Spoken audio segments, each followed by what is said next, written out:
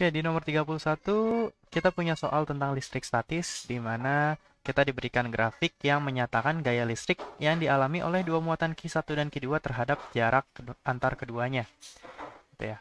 Apabila Q1 sama dengan 2 kali Q2 dan kedua muatan berada di udara, besar kedua muatan tersebut masing-masing adalah. Jadi informasi yang bisa kita peroleh dari soal, Q1 itu sama dengan 2 kali Q2. Kemudian dari grafik, saat R-nya itu sama dengan 3 cm, F-nya adalah 20 Newton. Nah, informasi ini akan kita gunakan ke persamaan gaya kolom. Persamaan gaya kolom, Fc, itu kan akan sama dengan K, Q1, Q2 per R kuadrat. Gitu ya.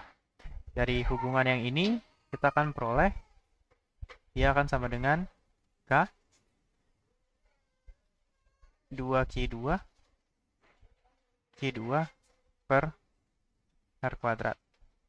Sehingga diperoleh Fc akan sama dengan 2K Q2 kuadrat per R kuadrat.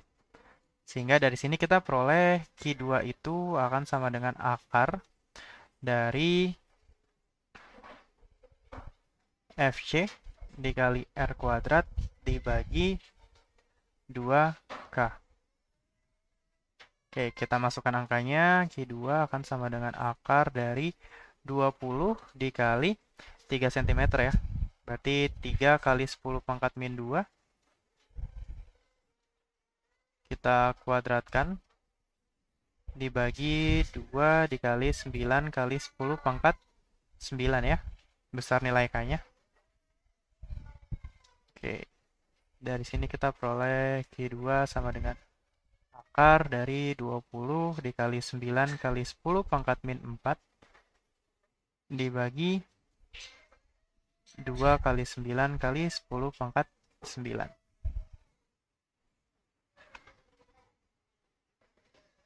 Oke. 9-nya habis, 2 dengan 10. Oke, ini 10-nya kita totalkan ya. Pangkatnya jadi, saya tulis di bawah aja. Q2 kan sama dengan akar dari 10 pangkat, ini 10 kali 10 pangkat min 4, 10 pangkat min 3, dibagi 10 pangkat 9, akan kita peroleh 10 pangkat min 12. Sehingga Q2 akan bernilai 1 dikali 10 pangkat min 6 kolom. Nah, untuk mencari Q1-nya, berarti Q1 sama dengan 2 kali Q2, artinya Q1 sama dengan 2, kita kalikan 1 kali 10 pangkat min 6 kolom. Jadi Q1-nya adalah sebesar 2 kali 10 pangkat min 6 kolom. Jawabannya ya D. Oke, di nomor 32 soal tentang kapasitor, di mana kita punya beberapa kapasitor identik yang masing-masing memiliki kapasitas 2 mikrofarad. Jadi C-nya itu 2 mikrofarad. Kemudian, beberapa kapasitor ini akan disusun dengan berbagai macam cara, secara seri, paralel, atau gabungan. Jika ujung-ujung susunan kapasitor ini dihubungkan dengan beda potensial, V-nya itu 1 volt, maka besar muatan total yang dapat tersimpan di dalam rangkaian, jadi di sini Q totalnya, itu sama dengan 3 mikrokolom. Nah, jadi di sini kita perlu menentukan susunan mana yang sesuai agar dapat diperoleh spesifikasi seperti ini gitu ya. Jadi kalau misalnya pada rangkaiannya itu kita berikan beda potensial 1 volt, maka dia bisa menyimpan muatan total sebesar 3 mikrokolom. Oleh karena itu, kita harus bisa mencari kapasitas total dari rangkaian kita, dari susunan kapasitor kita.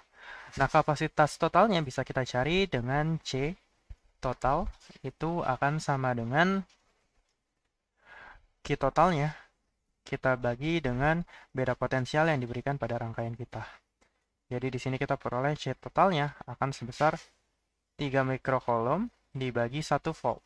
Atau 3 kali 10 pangkat 6, 3 kali 10 pangkat min 6 dibagi 1. Maka C totalnya nanti setara dengan 3 mikrofarad.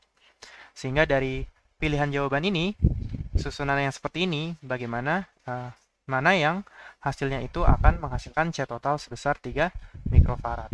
Jadi untuk pengerjaannya sendiri, ya otomatis kita harus mengecek satu-satu gitu ya.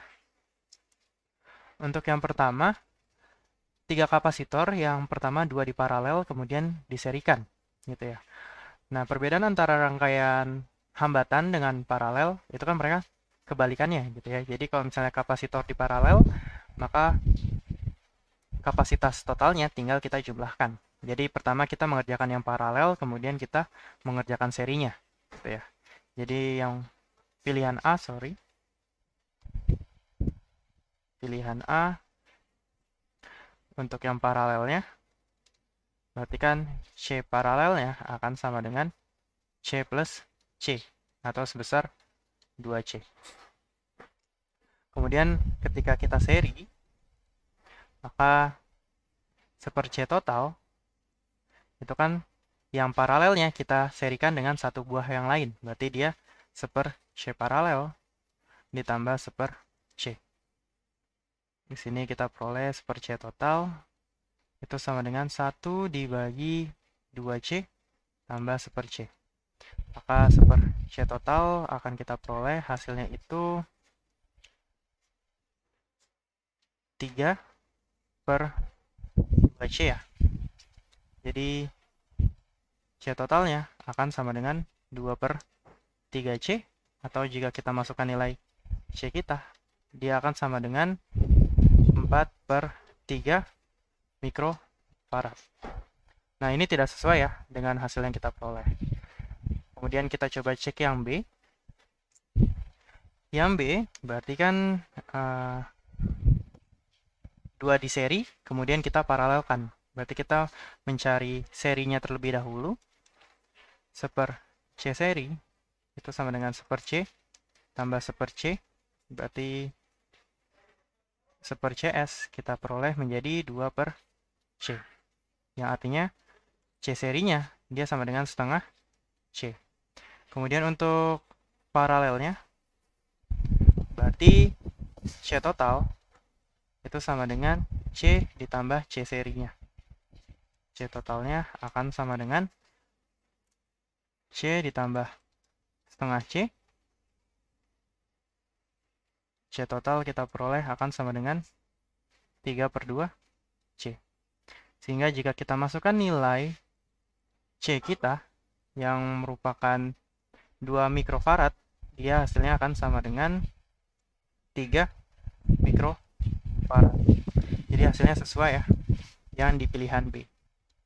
Nah, jika teman-teman mau menghitung yang C, D, dan E, untuk yang C nanti hasil akhirnya akan diperoleh sebesar 2 per 4 mikrofarad. Yang D nanti hasilnya akan menjadi 8 mikrofarad. Dan yang E hasilnya akan menjadi 6 mikrofarad. Ya, jadi pilihan yang sesuai adalah pilihan B. Oke, di nomor 33 kita kembali lagi ke soal tentang listrik statis, di mana kita punya dua muatan listrik, Q1 dan Q2. Mereka memiliki besar muatan yang sama, 2 mikrokolom, namun mereka berbeda jenis. Q1 dia bermuatan positif, sementara Q2 dia bermuatan negatif. Yang ditanya adalah kuat medan listrik pada titik C, yang merupakan titik yang segaris antara dengan kedua muatan gitu ya. Nah, jadi kan kita harus tahu dulu arah medan listrik dari masing-masing muatan. Untuk Q1 dia muatan positif, maka dia akan menghasilkan medan yang ke arah luar. Di sebelah kanan dia akan menghasilkan medan ke arah kanan, di sebelah kiri dia akan menghasilkan medan ke arah kiri. Jadi yang warna merah ini adalah E dari muatan pertama atau E1. Kemudian untuk muatan di titik B atau Q2 dia muatan negatif, artinya arah medannya itu masuk ke muatan tersebut gitu ya. Jadi kalau misalnya dari sebelah kiri dia ke kanan, sementara dari kanan dia berarti ke kiri. Yang warna biru berarti dia adalah E2. Nah, di titik C kita sudah melihat pengaruh dari E2, namun dari E1 untuk melihat pengaruhnya tinggal kita perpanjang garis medannya, jadi di sebelah sini dia akan ke arah kanan gitu ya. Ini E1. Nah, untuk mencari kuat medan magnetnya, kuat medan listrik, maaf, jadi kan sigma E di titik C itu akan sama dengan kita misalnya menganggap yang kanan itu positif, kiri negatif, berarti E1 dikurang E2. Jadi sigma EC dia akan sebesar K Q1 per R1 kuadrat dikurang K Q2 per R2 kuadrat. Nah, R1 di sini dia merupakan jarak dari A ke C, yang berarti dia 5 cm, sementara R2 dia jarak dari B ke C, yang artinya dia 2 cm. Karena besar muatannya sama, jadi bisa kita keluarkan nilai K dan Q-nya, jadi kaki. Kaki kita kalikan dengan seper R1 kuadrat dikurang seper R2 kuadrat. Oke, kita masukkan semua angkanya. Kita peroleh K itu 9 kali 10 pangkat min 9. Sorry, 9 kali 10 pangkat 9. Q-nya itu 2 mikrokolom, berarti 2 kali 10 pangkat min 6. Sementara untuk nilai R-nya, berarti kan 1 dibagi, tadi R1 kuadrat berarti 5 kali 10 pangkat min 2. Karena dia dari cm ya, kita ubah ke meter, dikurang 1 per 2 kali 10 pangkat min 2 kuadrat. Oke, dari sini kita peroleh sigma EC akan sama dengan 18 kali 10 pangkat 3 dikali 10 kuadrat per 25 dikurang 10 kuadrat, maaf 10 pangkat 4 ya. Karena kan dikuadratkan, jadi 10 pangkat 4, 10 pangkat 4 per 4. Nah, 10 pangkat 4-nya sama, jadi bisa kita keluarkan. Di sini kita peroleh sigma EC itu akan sama dengan 18 kali 10 pangkat 7. Kita kalikan dengan 4 min 25 dibagi 25 kali 4. Nah, berarti sigma EC-nya akan sama dengan 18 kali 10 pangkat 7 dikali min 21 per 100. Nah, tanda negatif di sini menyatakan ternyata kuat medan resultannya itu yang ke arah kiri gitu ya. Karena pengaruh dari E2 lebih besar daripada E1. Kan bisa kita lihat bahwa kuat medan itu dipengaruhi seper kuadrat jarak gitu ya. Jadi semakin jauh maka medannya akan semakin lemah. Oke, ini jika dihitung hasilnya kurang lebih minus 3,78 kali 10 pangkat 7 Newton per kolom. Jawabannya yang A. Jadi sekali lagi tadi tanda negatif menyatakan bahwa resultan EC-nya itu dia ke arah kiri. Selanjutnya nomor 34. Ini pertanyaan tentang pembacaan alat ukur ampermeter. Jika diketahui batas ukur ampermeter itu maksimal 10 ampere, maka nilai yang terukur itu berapa? Jadi untuk ampermeter atau multimeter atau voltmeter, untuk pembacaannya itu kan hasilnya akan sama dengan skala terbaca kita bandingkan dengan skala maksimumnya, kita kalikan dengan batas ukurnya.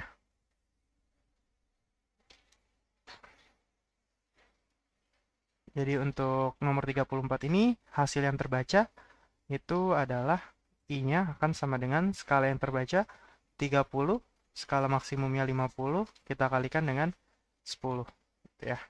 Jadi coret, maka kita peroleh hasilnya itu adalah 30 dibagi 5, yaitu I-nya akan sama dengan 6 ampere. Jawabannya yang I. Oke, di nomor 35 kita soal tentang listrik dinamis, di mana ada satu rangkaian yang terdiri dari beberapa sumber tegangan dan juga beberapa hambatan yang dipasang secara seri. Yang jadi pertanyaannya adalah jika resistor 15 ohm di sini diganti menjadi resistor 3 ohm, maka perbandingan kuat arus listrik pada rangkaian sebelum dan sesudah pergantian resistor itu berapa banding berapa. Oke, jadi untuk menentukan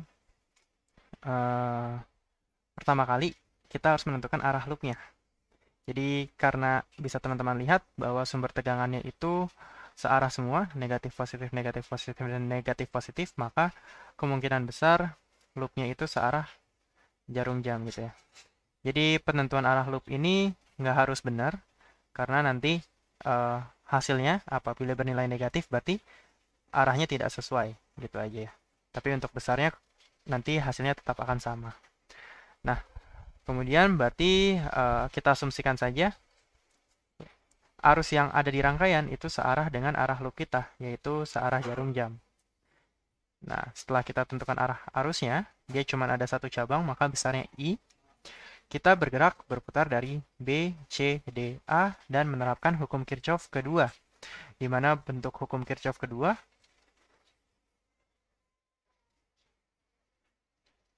secara matematis dapat ditulis bahwa jumlah I dikali R ditambah jumlah epsilon itu sama dengan 0.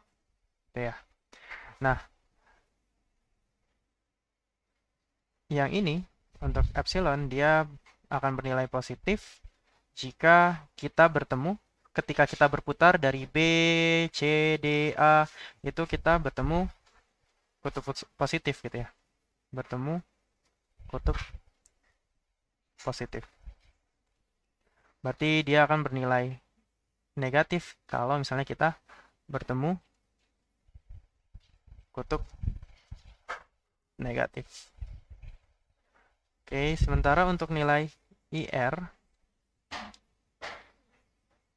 dia akan bernilai positif jika I yang kita tentukan, yang kita asumsikan itu searah loop yang kita bikin juga gitu. I searah loop. Jadi dua-duanya asumsi. Nanti kalau misalnya ada yang salah berarti tandanya negatif gitu aja. Hasil akhirnya bernilai negatif. Dan negatif jika I-nya melawan arah loop kita. Oke, gitu ya. Jadi kita mulai dari titik B ke C, ke D, ke A, kembali lagi ke B. Ini untuk kondisi sebelum. Akan kita peroleh berarti 15I. Intinya kan berarti ya dari hasil asumsi kita I-nya searah dengan loop ya. Jadi positif untuk nilai I kali R-nya.